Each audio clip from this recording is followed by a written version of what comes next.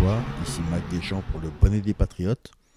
Alors, ce soir, nous entamons notre dernière émission sur le sujet du coronavirus, qui s'intitulait Coronavirus et mondialisme, quel destin. Nous allons parler plus spécifiquement d'écologie.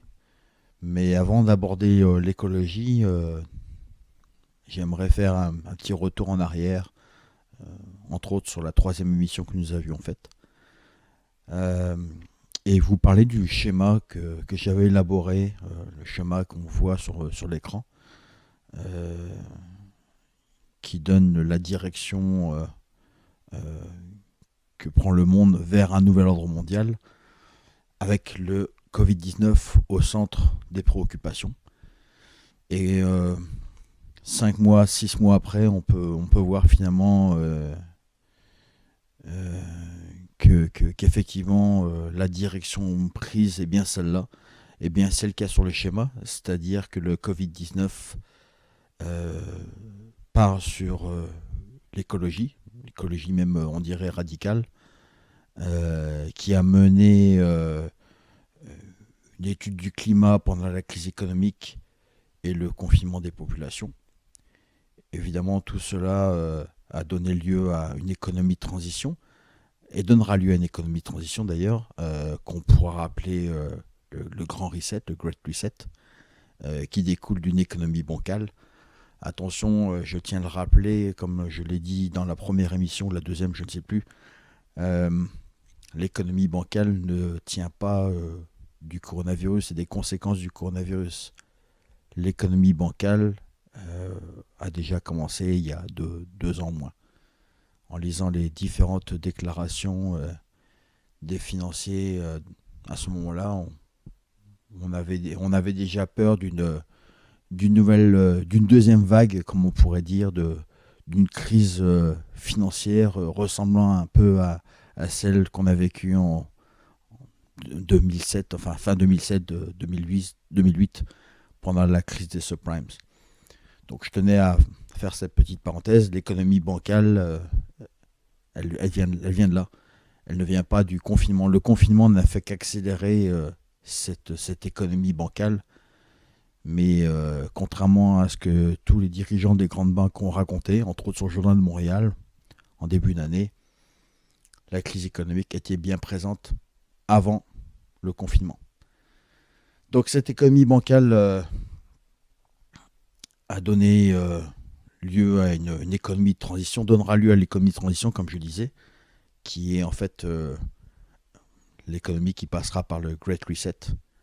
Et ce Great Reset, donc comme je l'ai marqué sur le schéma, comme je l'avais inscrit sur le schéma, donnera moins de mondialisation, mais plus de mondialisme. Et également, le résultat ira dans le sens de la gauche idéologique. Et on l'a vu avec les déclarations récentes du Great Reset, où on parlait d'écologie, mais pas seulement. On parlait également de société inclusive ou de société égalitaire. Donc on pousse vraiment vers l'égalitarisme. Donc il y a un mélange en fait d'un mondialisme néo-malthusien avec un mondialisme, disons, mondialisme des Lumières. Donc ça c'était pour le petit rappel. Dans la troisième émission, on avait évoqué le Good Club de Bill Gates et le redémarrage vert du Club de Rome. Donc le redémarrage vert du Club de Rome, ça a été affiché le 24 mars 2020. Ce qu'il faut savoir, c'est que le Club de Rome avait été aussi invité par le Forum mondial économique en janvier 2020. Donc il semblerait que le Forum mondial économique suit les recommandations du Club de Rome. Donc pour revenir au Good Club de Bill Gates, en fait tout suit son cours. Je tiens à le rappeler, ces gens-là, au-delà d'être obsédés par l'écologie, sont obsédés par la démographie mondiale en fait. par une diminution ou disons un contrôle de la population mondiale. Et donc on comprend que l'écologie est un moyen d'y arriver. Donc on va rappeler l'essentiel. Donc le rapport Meadows en 71 qui préconisait déjà un affaiblissement démographique, un effondrement en fait démographique situé entre 2020 et 2030, dû en fait à un manque de ressources au niveau des ressources naturelles, entre autres du pétrole. Donc pour eux, le pétrole s'effondre entre 2020 et 2030 et donc du coup la population s'effondre. En fait, ils nous refont le coup de Malthus, quoi. Euh, Ensuite, un rapport un peu moins connu qui s'intitulait le First Global Revolution, publié en 1991, qui clairement est vraiment radical et il nous apprend que l'ennemi de l'humain est l'humain lui-même. Ce qui est vrai d'une certaine manière, sauf qu'il faut distinguer les dominants et les dominés. Et là, on ne cherche pas à savoir qui est le dominant, qui est le dominé. L'humain est un dominant. Donc on comprend à partir de là que l'humain est finalement le problème principal de l'écologie et du réchauffement climatique. Donc voilà pour ce petit retour en arrière. On pourra peut-être aussi ajouter une dernière chose. Ce fameux rapport de Rockefeller en 2010 qui décrit une société mise sous ce qu'ils appellent en anglais un lockstep, donc une société complètement confinée et à cause d'une pandémie et finalement les mesures sanitaires restent même après la pandémie. Donc ça ressemble à un cauchemar, mais c'est ce qui avait été préconisé en 2010 par la Fondation Rockefeller dans un rapport, disponible en ligne d'ailleurs. Donc voilà, c'est tout pour ce petit rappel.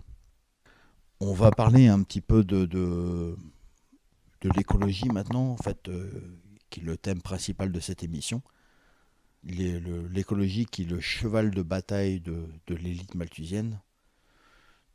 Et donc, en fait, chose intéressante, il y a à peu près 10 ans, enfin un peu moins de 10 ans, Nathalie El Grabli-Lévy, avec qui je n'ai pas d'affinité au niveau politique, avait écrit un article fort intéressant dans le Journal de Montréal, à l'époque où le Journal de Montréal était peut-être un peu plus divers dans ses opinions.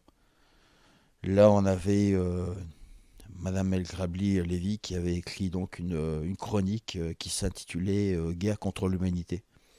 Et en fait, elle se posait la question à savoir si finalement l'écologie ne serait pas un prétexte à quelque chose d'un peu plus totalitaire. Donc je vais citer certains passages de son article. Vous pourrez juger par vous-même. Donc elle écrit malgré tout, les écologistes sont insatisfaits. Après le développement durable, ils demandent maintenant la démographie durable. Pour sauver la planète, il faut s'attaquer au plus important problème de notre époque, la surpopulation. Elle dit aussi, déjà en 1798, le pasteur anglican Thomas Malthus annonçait des famines imminentes et prônait le contrôle de la population, notamment en laissant mourir les pauvres. Ça, c'est quelque chose dont j'ai parlé dans les premières émissions. Effectivement, c'est l'origine un peu de l'élite mondiale d'aujourd'hui. L'idéologie, elle est vraiment malthusienne. Ensuite, elle dit, et là elle parle du Good Club dont j'ai parlé à la 3e émission.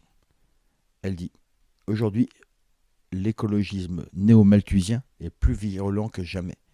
Bill Gates, Al Gore, Ted Turner, David Rockefeller Jr., Warren Buffett, George Soros, Michael Bloomberg et Oprah Winfrey, pour ne citer que, ont fait du contrôle démographique planétaire leur nouvelle obsession. Donc c'est ce que je disais. Elle dit, pourtant la communauté scientifique est sceptique quant au lien entre croissance démographique et détérioration de l'environnement. Alors ça évidemment, c'est une question de temps avant que la communauté scientifique ne soit plus sceptique. Évidemment, comme je l'ai dit à une certaine chroniqueuse du Journal de Montréal, Laurie Waridel, la science, ça s'achète aussi. Hein. Et la science est critiquable. On peut dire des choses sur la science. Ce n'est pas une religion, il n'y a pas de blasphème. On peut critiquer la science. Enfin, la science est souvent, elle fait souvent de l'idéologie. Et donc là, Madame Graby-Lévy se pose la question et effectivement, la communauté elle était sceptique à un moment donné, mais elle ne le sera plus pour très longtemps. Ensuite, elle dit, parmi les grands de ce monde, certains sont déterminés à contrôler nos vies et le ventre des femmes. De ceux-là, on en trouve qui ont la capacité de convaincre et surtout le pouvoir d'influencer les politiques. Pour le moment, leur approche est douce, mais que feront-ils s'ils n'obtiennent pas les effets escomptés ? Militeront-ils pour l'adoption des politiques coercitives comme celles imposées en Chine depuis plusieurs décennies ou pire encore ? Évidemment, c'est une question à se poser. Quand on voit le père Schwab avoir des liens assez forts avec la Chine communiste et le voir s'exprimer sur le Grand Reset, c'est évidemment une question qui se pose. Ensuite, elle dit, l'histoire a montré qu'on peut convaincre l'être humain de commettre les pires abominations au nom d'une cause. Les artisans de l'hystérie écolo-démographique ont déclaré la guerre à l'espèce humaine. Qui sait de quoi ils pourront être capables ? Effectivement. Qui saura dire de quoi ils seront capables ? Est-ce que nous sommes en train d'assister à un tournant de l'histoire qui enfoncera la société humaine dans une société complètement totalitaire ? Les mois nous le diront, les années nous le diront, mais effectivement, qui sait de quoi ils sont capables. Donc, maintenant qu'on a compris un peu qu'est-ce que cache l'écologie en fait, même si l'écologie est une cause qui est noble, kidnapper l'écologie pour en faire autre chose, c'est moins noble. Donc maintenant qu'on a compris ça, on va voir un petit peu les rapports qui ont été faits au cours des derniers mois, disons, depuis le début de la Covid. Enfin, ça n'a pas été totalement fait au début de la Covid. Ça a été fait quelques mois après. À partir du mois de mars, on a commencé à essayer les scientifiques et puis des organisations politiques et gouvernementales ont essayé de mesurer un peu les changements climatiques par rapport au confinement, par rapport au ralentissement économique. Et voir s'il y avait un impact. Donc, par exemple, dans le Journal de Montréal, on disait dégringolade du CO2, la réduction des différentes activités humaines pourrait empêcher quelques 2,6 milliards de tonnes de CO2 d'être produites cette année, selon l'estimation de l'Agence internationale de l'énergie. Le Journal de Montréal précisait quand même qu'après le crash financier et la crise financière mondiale de 2008-2009, enfin 2007 aussi d'ailleurs, les émissions de CO2 avaient augmenté de 5% en raison des dépenses de relance qui avaient stimulé la production et la consommation d'énergie fossile. Donc voilà ce qui a été dit pour le Journal de Montréal. Ensuite, on a un magazine en ligne qui s'appelle Future Science, qui avait publié un article au mois de juin, qui disait ceci. Le taux de CO2 dans l'atmosphère n'a jamais été aussi élevé dans l'histoire de l'humanité. Il y avait un rapport qui avait été émis par l'Agence américaine d'observation océanique et atmosphérique, repris donc par le magazine Future Science. Dans ce rapport, on pouvait lire la chose suivante. Les progrès dans la réduction des émissions ne sont pas visibles. Nous continuons à engager notre planète sur la voie d'un réchauffement climatique global. Donc ça c'était au mois de juin. Ok, il y avait un autre rapport qui avait été fait par un organisme scientifique qui s'appelait le Berkeley Earth, publié dans un magazine en ligne qui s'appelait Science Post. Et le titre disait Climat, 2020 prévu dans le top 3 des années les plus chaudes au niveau mondial. Cela disait, selon les données fournies par l'organisme scientifique Berkeley Earth, avril 2020 a été le mois d'avril le plus chaud jamais observé au niveau mondial depuis le début des mesures en 1850. Aussi, les experts du climat s'attendent à ce que 2020 termine dans le top 3 des années les plus chaudes, et ce, avec une probabilité substantielle de battre le record de 2016. Cela dit aussi, on peut supposer que la réduction des particules de pollution, entre parenthèses aérosols, suite au confinement a pu jouer un rôle. Celles-ci réfléchissent en effet le rayonnement solaire et donc un impact refroidissant. D'ailleurs, petite parenthèse, c'est la méthode employée par la géo-ingénierie. C'est-à-dire balancer des particules d'aérosol afin d'avoir un espèce de nuage qui réfléchit le rayonnement solaire et avoir un impact refroidissant. Donc voilà ce qui avait été dit pour le magazine Science Post. Ensuite, il y avait un rapport qui a été fait beaucoup plus récemment par l'Organisation météorologique mondiale, l'OMM, qui est relié aux Nations Unies. Alors, ce qu'ils disent, eux, c'est malgré la paralysie de l'économie engendrée par les confinements, les niveaux de gaz à effet de serre continuent d'augmenter. Malgré cela, les niveaux de GES, donc gaz à effet de serre, dans l'atmosphère ont atteint des records en 2019 et ont continué à augmenter tout au long de 2020, selon l'Organisation météorologique mondiale.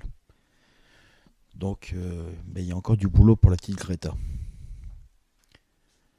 Ils disent, la baisse des émissions liées au confinement n'est qu'un tout petit écart sur le graphique à long terme. Nous avons besoin d'un aplatissement durable de la courbe. Donc, les objectifs sont un peu plus grands pour eux. Donc, ensuite, ils disent, le dioxyde de carbone reste dans l'atmosphère pendant des siècles et dans l'océan encore plus longtemps. La dernière fois que la Terre a connu une concentration comparable de CO2, c'était il y a 3 à 5 millions d'années, lorsque les températures mondiales étaient de 2 à 3 degrés plus élevées et que le niveau des mers était de 10 à 20 mètres plus élevé qu'aujourd'hui. Mais il n'y avait pas 7,7 milliards d'habitants. Donc on revient toujours à la même chose, on revient toujours sur cette obsession de la démographie mondiale. Ils disent, le CO2 est le principal gaz à effet de serre émis par l'humanité et il a le plus grand effet global sur le climat, environ 60% en raison de sa quantité. Donc voilà, on est toujours en relation avec l'être humain. L'humain produit des gaz à effet de serre et donc voilà pourquoi il faut réduire ou du moins stabiliser la démographie mondiale. Donc voilà un peu pour les rapports qui ont été émis. Il y en a certainement d'autres, mais en gros c'est à peu près ça que ça disait. Donc malgré le confinement, malgré une économie très très difficile, avec des entreprises qui ont fermé, avec à un moment donné la chute du prix du baril du pétrole, le réchauffement climatique continue sa route. Pour ceux qui veulent bien y croire. Alors ensuite, on va parler d'un personnage incroyable. J'ai nommé Jeff Bezos, le roi de l'époque. qui vraiment est vraiment le roi de l'époque. C'est le propriétaire d'Amazon. Et Monsieur Bezos a décidé finalement euh, qu'il allait faire un don de 791 millions de dollars à des organisations, des scientifiques, des militants. Et puis effectivement, c'est vraiment un fourre-tout. Il y a de tout pour tout le monde. C'est entrée plat dessert sur la même carte. Donc il y a pas trop longtemps, il y avait une liste qui avait été publiée sur le journal de Montréal des 16 organisations qui allaient toucher un petit billet de la part de Monsieur Bezos. Et puis il suffisait de s'attarder un petit peu sur le programme de ces compagnies, bon, enfin de ces organisations, pardon, qui effectivement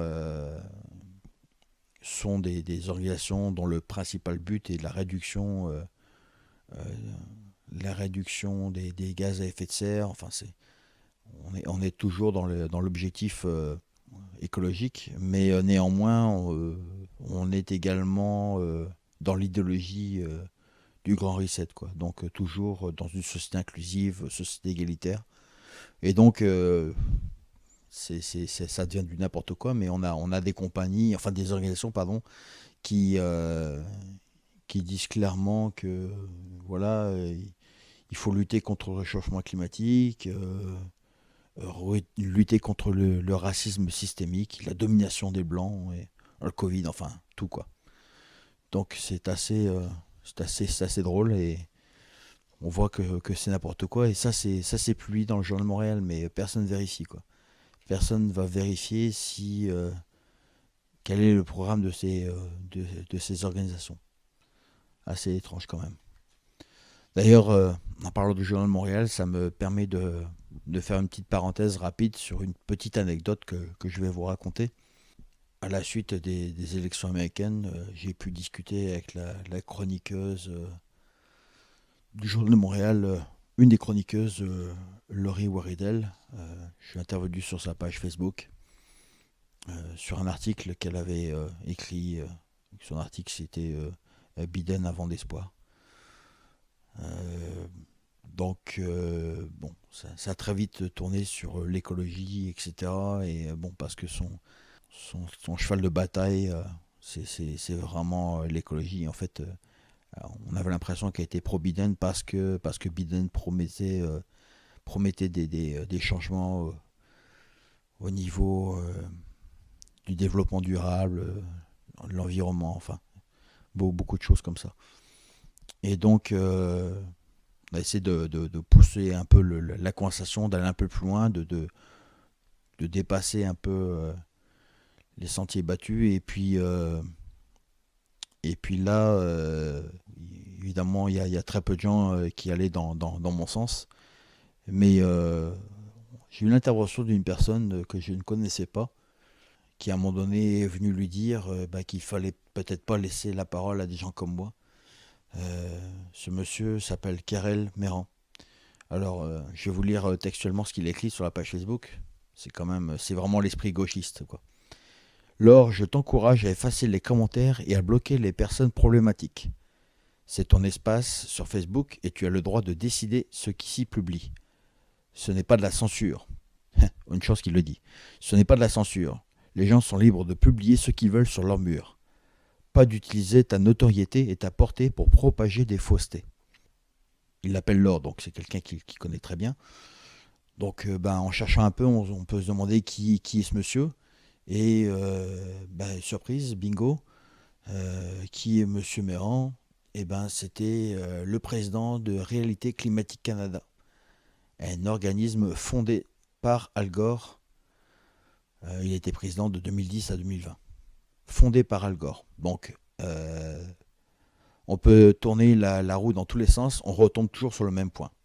Al Gore fait partie justement de ces gens euh, dont l'obsession tourne autour du climat et plus particulièrement autour de la démographie mondiale. Ce monsieur, peut-être que monsieur Méran devrait en parler, mais au lieu d'essayer de censurer les gens, il devrait parler de ce livre publié par Al Gore en 1992, qui s'appelait Earth in a Balance, Ecology and the Human Spirit.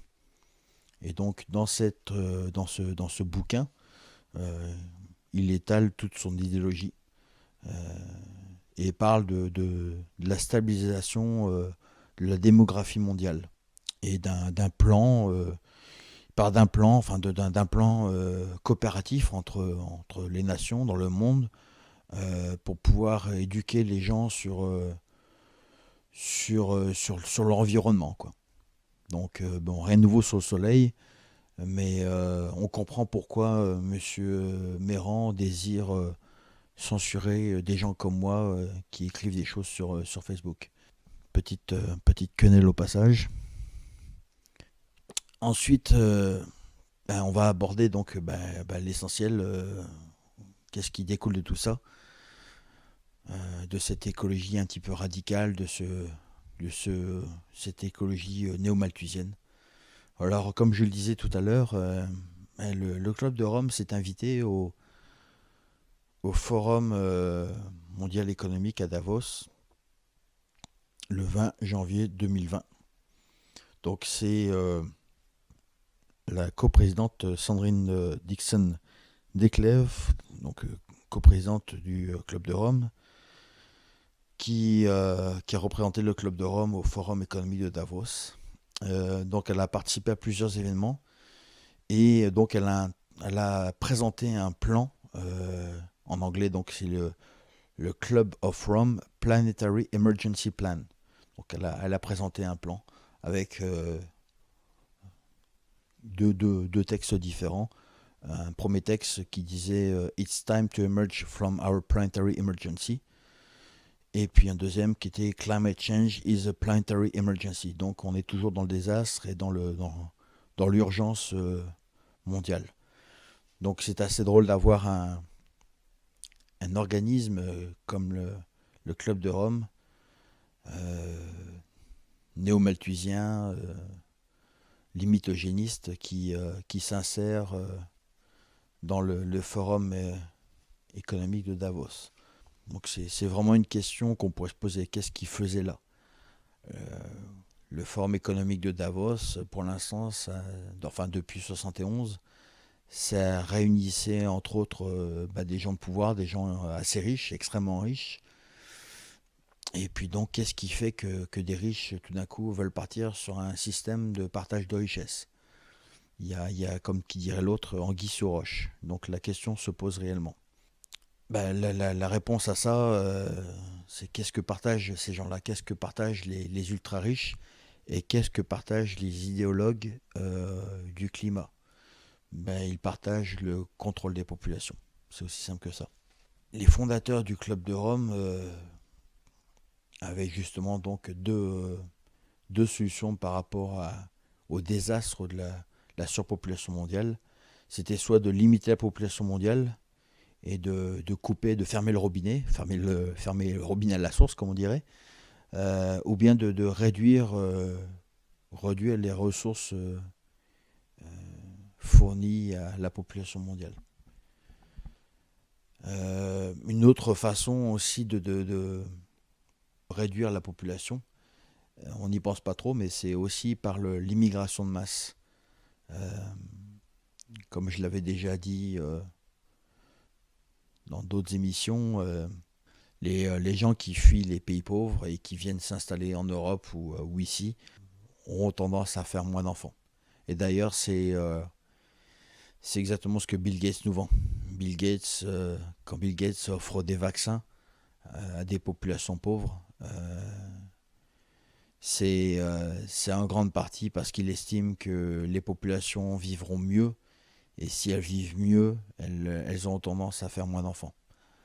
Donc c'est ce qu'il expliquait lui-même. Donc c'est un peu ça qu'on explique ici par le Club de Rome. C'est de dire que finalement le Club de Rome estime aussi finalement que l'immigration de masse est une bonne chose, puisque les immigrants qui arrivent dans les pays en Occident, ces gens-là feront moins d'enfants. Donc Voilà pour le club de Rome. Euh, donc là, en conclusion, on peut se dire bah, qu'est-ce qu'ils foutent là. Et on comprend finalement bah, toutes les directives qui ont été données par la suite, toutes les décisions qui ont été prises par la suite par le Forum mondial économique. C'est un virage à 180 degrés. Et donc, il ne faut pas donner plus d'importance au club de Rome qu'il n'en faut, mais malgré tout, c'est intéressant de voir que le club débarque en janvier 2020 et 7 mois après, on décide de réinitialiser l'économie mondiale pour en faire une économie verte. Donc évidemment, capitalisme vert, c'est quelque chose qui tient pas trop la route, mais bon. Ensuite, bah, le Forum économique mondial s'est précipité sur plusieurs choses, plusieurs décisions, entre autres, donc comme on disait, un partage des richesses. Ils ont l'air d'insister sur le fait que bah, la société ne sera plus jamais comme avant. Et donc là, le Forum économique, en fait, bah, partage plusieurs choses avec plusieurs grandes personnalités, entre autres avec le prince Charles d'Angleterre, et puis bah, il y a des gens du Fonds monétaire international. Et en fait, ils partagent des objectifs communs qui ont permis de lancer ce plan qu'on appelle le Great Reset. Ensuite, donc, bah, on peut dire que c'est quelque chose pour eux qui était assez évident, puisque bah, le système était en train de s'effondrer, le système économique était en train de s'effondrer. Alors, eux, ils veulent nous faire croire évidemment que ça s'est effondré à cause du coronavirus. Bah, des gens qui sont bien renseignés sur l'économie savent que c'est pas vrai. Donc, à ce niveau-là, on sait que c'est une entourloupe pour faire avancer un plan. Un plan évidemment qui pourrait être tout à fait noble. Et donc, comme je le disais, c'est un plan à la fois écologique et c'est un plan à la fois progressiste, disons, avec toujours l'intention d'inclure les minorités, d'avoir une société inclusive, d'avoir une société égalitaire. Alors eux, ils estiment que la crise menace de réduire à néant des décennies de progrès dans la lutte contre la pauvreté. Et donc sa tribune affirme que l'inclusion des LGBT permettra une reprise plus rapide, citant Open for Business, une coalition d'entreprises qui promeuvent l'égalité LGBT. Alors évidemment, derrière cette histoire à dormir debout, ben on tourne toujours sur la même chose. Pourquoi on parle des LGBT ici? Ben tout simplement parce que les LGBT font pas d'enfants. Et donc, ben, les LGBT éventuellement adoptent, mais ils font pas d'enfants. Donc, on retombe toujours sur la même chose, toujours sur une obsession ben, démographique. Donc, voilà pourquoi ils veulent créer des sociétés inclusives. Alors, pour faire une petite histoire un peu sur les réunions annuelles de Davos, dans le passé, en fait, ben, au tout début, en 71, les réunions de Davos étaient presque secrètes, quoi. En tout cas, elles étaient très discrètes. Et un peu à la manière du Bilderberg. D'ailleurs, un fait intéressant, le Pepe Klaus Schwab, qui est le fondateur en fait de ce forum économique mondial, il est aussi membre du comité Bilderberg. Donc ça c'est très intéressant. Surtout quand on sait qu'en 2019, le Bilderberg parlait de réformer le capitalisme. Donc ça c'est vraiment quelque chose d'intéressant à noter. Donc pour le petit historique, on peut dire donc les réunions étaient, comme je disais, très très discrètes, mais qu'au fur et à mesure du temps, les réunions se sont ouvertes et ça a été de plus en plus public parce que finalement, les gens qui y venaient bah, faisaient part de leurs opinions. Et puis finalement, on a fini par faire accepter ça un petit peu dans l'opinion publique. Donc il n'y avait plus trop la nécessité de cacher ça. D'ailleurs, les premières réunions se sont souvent tenues en Chine. Ça, c'est aussi un drôle de hasard. Bon, même si aujourd'hui c'est plus connu, même si aujourd'hui c'est beaucoup plus public, pour se pointer à Davos au moment où il y a le forum économique, il faut avoir une invitation officielle. Donc c'est un peu comme Bilderberg, quand la troupe quand la troupe de riches débarque dans n'importe quelle ville pour le Bilderberg, et ben, tout est fermé et puis les gens ne sont pas invités à circuler proche de l'endroit où se tient la réunion. Donc, dans les mesures un peu du Great Reset, on pouvait parler d'une chose aussi. Il y avait le souhait d'Antonio Guterres de voir 10% du PIB de la planète utilisé au niveau international pour répondre aux retombées économiques et sanitaires de la pandémie Covid-19, avec des solutions mondiales, en vue d'une renaissance de la société, comme il le dit lui-même. Alors, au niveau du reset, c'est quelque chose dont on avait déjà entendu parler. Évidemment, le club de Rome, comme j'avais dit, en avait parlé, mais le reset avait été aussi évoqué une année avant, en fait, le 30 décembre, pour être plus précis, le 30 décembre 2019, le Financial Times, publie une présentation sur YouTube qui s'appelle Pourquoi le capitalisme doit être réinitialisé en 2020. Donc, c'est intéressant. On s'était déjà préparé à ce genre de choses-là. Et bon, la Covid-19, finalement, est arrivée au bon moment pour ça. Donc, l'un des objectifs de la grande réinitialisation, du grand reset, c'est comme je le disais, il y a un côté progressiste, donc c'est la réduction des inégalités. Donc, ce qui signifie en clair de redistribuer les richesses. Donc, on verra jusqu'à quel point Bill Gates, Warren Buffett ou George Soros distribueront leur argent ou pas. Ou est-ce que c'est une théorie qui s'applique uniquement à des gens qui sont moins fortunés, peut-être aux gens de la classe moyenne, je ne le sais pas. Mais ça, c'est quelque chose qu'on pourra avoir éventuellement. Donc les objectifs du Grand Reset, c'est aussi des objectifs de développement durable, quoi.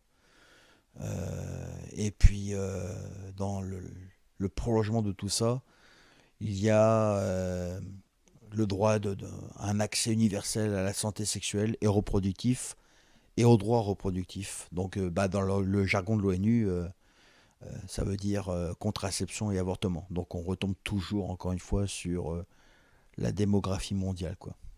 Donc, voilà. On va parler d'un petit rapport qui a été émis par le Forum économique mondial, un rapport très récent, enfin très récent, il y a quelques mois quand même, mois d'avril, où finalement il se pose la question de la production alimentaire. Okay, le titre dit que la pandémie est juste le signe d'un système alimentaire qui ne fonctionne pas. Il y a un rapport récent qu'ils avaient fait et qui prévoyait qu'on devait augmenter la production mondiale alimentaire de 50% si jamais on devait nourrir des gens en 2050, puisque selon leur estimation, en 2050, il y aurait 10 milliards de personnes sur la planète. Et ce sont exactement les mêmes chiffres d'ailleurs que le Club de Rome préconise depuis des années. Ils estiment effectivement donc s'il y a une surproduction alimentaire, cela endommagera tout l'écosystème en fait. Donc ils sont pour un règlement de l'agriculture. Et donc justement, il se pose la question de la fragilité de la chaîne alimentaire qu'on a vu pendant la pandémie, où effectivement des produits viennent de d'autres pays, et là avec un confinement et avec une économie au ralenti, les produits ne viennent plus. Mais ça n'a pas trop de rapport avec le fait qu'il y ait une surproduction. Ça a plutôt rapport à une mondialisation. Et donc, dans ce rapport, ils encouragent justement à produire moins et à manger moins, quoi. C'est d'ailleurs une phrase que j'avais citée à la fin d'une explication sur un rapport du Club de Rome. Là, je vais rapporter le détail pour pas semer un peu la confusion.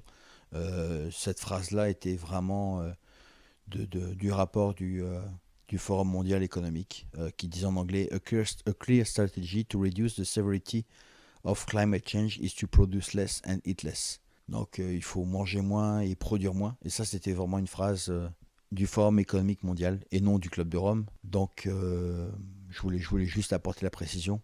Donc voilà, il y a une obsession actuellement depuis quelques mois sur l'agriculture, le fait de réformer aussi l'agriculture, de produire moins, de manger moins.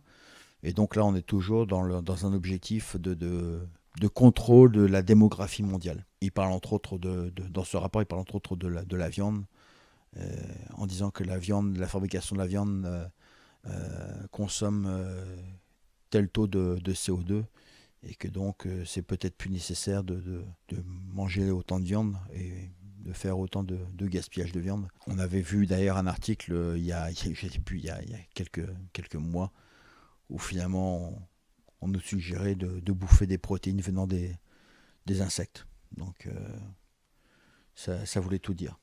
Donc tout ça a peut-être un rapport avec ce qui se passe actuellement. Et là actuellement, ce qui a le plus d'impact actuellement, c'est l'impact sur les restaurants, sur la restauration, l'hôtellerie, qui sont en train de couler, quoi. Autant en Europe qu'ici, ça va pas bien du tout pour les propriétaires de restaurants. Est-ce que c'est un pur hasard? Est-ce que des mesures sanitaires vraiment empêchent les gens d'ouvrir les restaurants et puis d'accueillir des clients? La question se pose aussi. Il y a des endroits où il y a plus de gens et apparemment les restaurants posent des problèmes. On pourrait y voir là un hasard, mais bon, c'est quand même assez étrange. Donc voilà, je vais conclure donc là-dessus. Finalement, on est passé à travers 4 émissions pour expliquer un petit peu qu'est-ce qu'il en était, comment on pourrait arriver à un nouvel ordre mondial à partir du Covid-19. Et comme j'ai déjà dit dans une émission, s'il y avait une enquête policière avec des déclarations comme ça, avec autant de suspicions, on sera en droit de se poser des questions. On sera en droit de comprendre ce qui se passe. Mais là, on est dans un système médiatique où finalement tous les gens qui se posent un petit peu de questions sont traités de complotistes.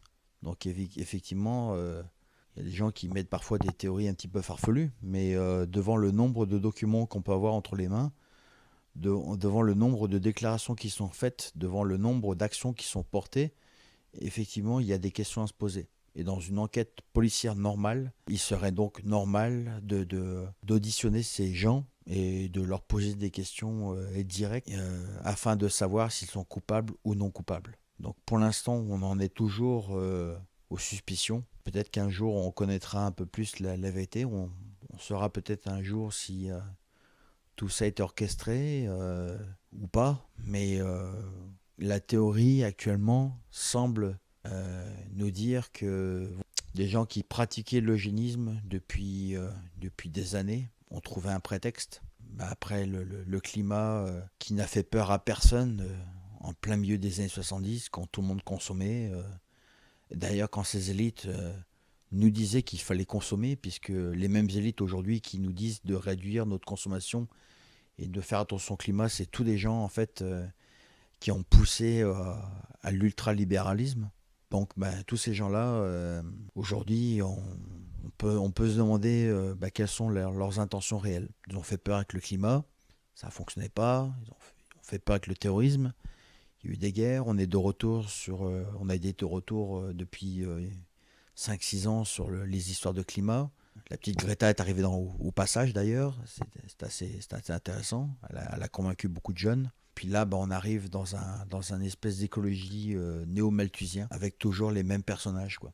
Donc c'est assez intéressant. Est-ce que la Covid est arrivée à point pour ça? Est arrivée au moment opportun pour ces gens afin de pouvoir réformer tout un système? Ou est-ce que la Covid a été poussée dans les pattes des gens afin d'arriver à ce résultat-là? Donc je vous remercie de nous avoir écoutés tout au long de nos 4 émissions. Quant à moi, je vous dis à bientôt. Et puis, je serai heureux de vous présenter une émission justement sur l'élite néo-malthusienne. Je souhaite à tout le monde un bon courage. Les temps vont être probablement très difficiles pour tout le monde. Je vous dis à bientôt et que Dieu vous garde. À bientôt. Merci. Bonne soirée. Au revoir.